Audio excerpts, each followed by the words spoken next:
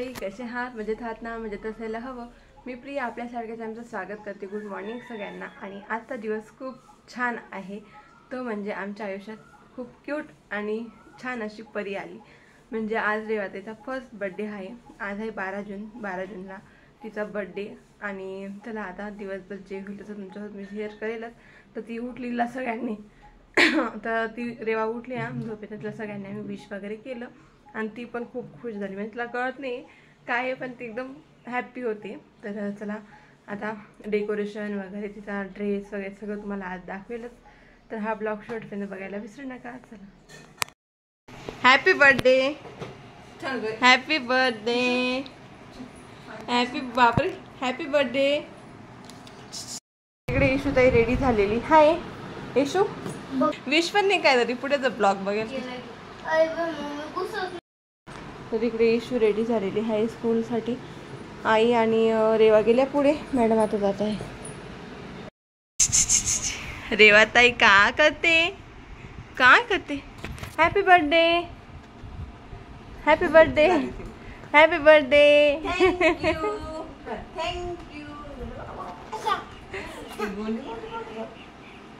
जेव्हा करते रेवा ताई, रेवा ताई जेव्हा करते. तर काही आता आलेत 2:30 आणि मी सकाळपासून आहे तर ब्लॉग घ्यायला वेळच भेटला नाही आणि मी ब्लॉग पण शूट केला नव्हता. तर आता आहे तर मी जयच्या साईडला फॉल लावते. म्हणजे जी ती संध्याकाळी घालणार आहे ना त्या साईडला फॉल लावते. नाही ब्लाऊज पण आता अजून नाही शिवलं, कारण कालच साड्या आल्या आमच्या. म्हणजे माझी ती नव्हती, मला ती नाही नेसायची, दुसरी नेसायची, पण माझी पण आली तिची पण सोबतच आली. तर आमच्या कालच साड्या आल्या आणि तिला लगेच आज ब्लाऊज रेडी करायचं होतं. म्हणून तिने ब्लाऊज वगैरे शिवून झालं. तर त्याला बटन वगैरे लावायचे बाकी. आता याला फॉल लावायचं बाकी. आणि ती साडीचा फुल लुक तुम्हाला दाखवेल तसं संध्याकाळी ती जेव्हा घालेल तेव्हा. आता फक्त नॉर्मल तुम्हाला दाखवली. पण खूप सुंदर अशी साडी आहे आणि माझं फॉल लावायचं चालू आहे. तुम्हाला आवाज असेल त्यांचं आलंय. जयू आणि इशूचं बलून वगैरे फुलवायचं चालू आहे. रेवाचं बलून फोडायचं काम. यस, हळूहळू तिच्या तोंडाच्या समोर नको ऐकून. काय झालं रेवा एवढी शांत का बसली?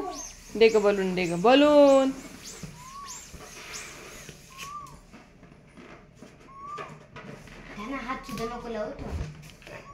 आली 1 वाजता. आता त्यांचं काम आहे डेकोरेशन करायचं, माझं काम आहे स्वयंपाक करायचं. लाईट गेली का म्हणजे मी तर बलून फुगवते. बा 4 आणि साडीला फॉल वगैरे लावून पण झाले, ब्लाऊजला पण बटन वगैरे लावून झाले. ईशू आणि जयू चालू डेकोरेशन करायचं. मला आता स्वयंपाकाला सुरुवात करायला लागली. आणि आजचा स्वयंपाक आहे पावभाजी, मसाले भात आणि गुलाबजामुन. तर आता गुलाबजामुन आधी बनवून घेते, म्हणजे फ्रीजमध्ये थोडीशी गारून जातील ते. मग पावभाजीची तयारी करेल, मग मसाले भाजी करेल. तर चला आता इकडे पीठ वगैरे रेडी आहे गुलाबजामुनसाठी. तर करायला घेते आणि तुम्हाला फायनल लुक दाखवेलच त्याला. तर इकडे गुलाबजाम बनवून रेडी झालेली आहेत. गुलाबजाम वगैरे करून झालेले आहेत आणि डेकोरेशन पण कम्प्लीट झालं. तुम्हाला दाखवते. सिम्पल डेकोरेशन केलं आहे, एवढं काही खास नाही केलं, कारण वेळ पण कमी होता आणि जसं केलं कारण तेव्हा पण खूप त्रास देत होती म्हणून. आणि एका साईडला आहे तर मम्मी पण येऊन गेली आहे. मम्मी आणि आई दोघं जण मसाले भात बनवत आहे त्या साईडला चुलीवर. आणि माझी इकडे पावभाजी चालू. इकडं त्यांचं चालू आहे मसाले भात बनवायचं. आणि जयू, रेवा, इशू आम्ही पण सगळे जण आलो होतो मागे, कारण मस्त अशी हवा पण चालू होती. तर गाईज इकडे माझी पावभाजी झाली रेडी.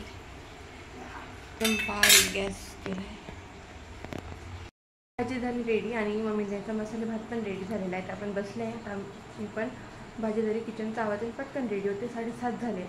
आणि एक गोष्ट म्हणजे इशूचं कसं होतं, इशूला टोसा ड्रेस आवडायचा नाही, म्हणजे जसं फ्रॉक वगैरे असं काही आवडायचं नाही. सेम तसंच रेवाचं पण आहे. इशूला फर्स्ट बर्थडेला जीन्स आणि टी शर्ट घेतलं होतं, म्हणजे ती कम्फर्टेबल राहील आणि केक वगैरे व्यवस्थित कट केली म्हणून. आता रेवासाठी फ्रॉक घेतला, कारण फर्स्ट टाईम घेतला. आम्हाला माहीत नव्हतं ती फ्रॉक घालते आणि पण ती रडते. त्याच्यासाठी जो फ्रॉक घेतला ना मेन, तो खूप सुंदर आहे, पण ती अजिबात घालायचं म्हणत नाही. म्हणजे 2 घेतले होते, तर दुसरा घातलेला तो पण खूप रडते. पण राहू दिलं. इशू तिला बाहेर घेऊन गेलेली. बघू आता कसं होतं. ती काय रडते ती काय माहीत नाही. तर चला मला डेकोरेशन दाखवते. तर इकडे झालं डेकोरेशन रेडी. जयूने आणि भाऊने केलं डेकोरेशन रेडी. तर थोडं सिम्पल आहे पण छान आहे.